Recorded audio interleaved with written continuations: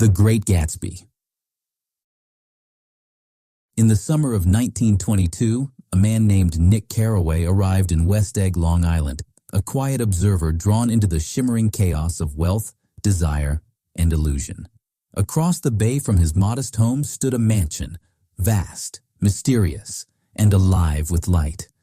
It belonged to J. Gatsby, a man whose name whispered through every ballroom, but whose past no one truly knew. Gatsby's parties were legend. Every weekend, music spilled from his gardens, and strangers arrived in silk and laughter, chasing dreams they couldn't name. But Gatsby himself never danced. He stood apart, gazing across the water toward a distant green light, the one that marked the dock of Daisy Buchanan, the woman he loved. Years before, Gatsby had met Daisy as a young officer, poor and full of promise. She had been his dream, his golden girl. But when he went to war, time and wealth carried her away. She married Tom Buchanan, a man of old money, arrogance, and unfaithful charm.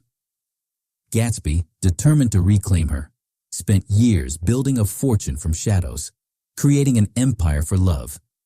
Every mansion, every suit, every party, all for her. Nick, drawn into Gatsby's orbit, became his friend and his witness. He saw how Gatsby's charm was both real and tragic, a man chasing not Daisy herself, but a vision of perfection that no longer existed. Gatsby believed in the power of will, that the past could be repeated, that dreams could resurrect time itself. "Can't repeat the past," he said once, his eyes burning. "Why, of course you can." When Daisy and Gatsby finally met again, the air filled with unspoken hope. She wept at the sight of his wealth, at the glittering proof of devotion that spanned 5 lost years. Yet beneath the glamour, cracks appeared. Daisy loved Gatsby's dream, but feared his reality. Tom, sensing the threat, confronted them, exposing Gatsby's criminal roots and tearing apart the illusion. Daisy retreated, safe behind her husband's money and indifference.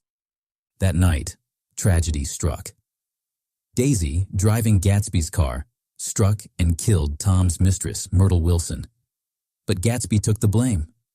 He waited outside Daisy's house until dawn, believing she would come to him. She never did. The next day, Myrtle's husband, misled by Tom, shot Gatsby in his pool, ending his life quietly, dreamer surrounded by water and silence. At Gatsby's funeral, no one came. The crowds that once filled his parties vanished. Only Nick and a few servants stood by his grave. In death, Gatsby was stripped of glamour, just a man who believed too deeply in a dream. Nick, disillusioned, returned to the Midwest, haunted by what he had seen. He realized that the East, with all its glitter and greed, was hollow at its core. He wrote of Gatsby as both warning and wonder. "Gatsby believed in the green light," Nick said, "the orgastic future that year by year recedes before us. It eluded us then, but that's no matter. Tomorrow we will run faster, stretch out our arms farther." J. Gatsby was more than a man.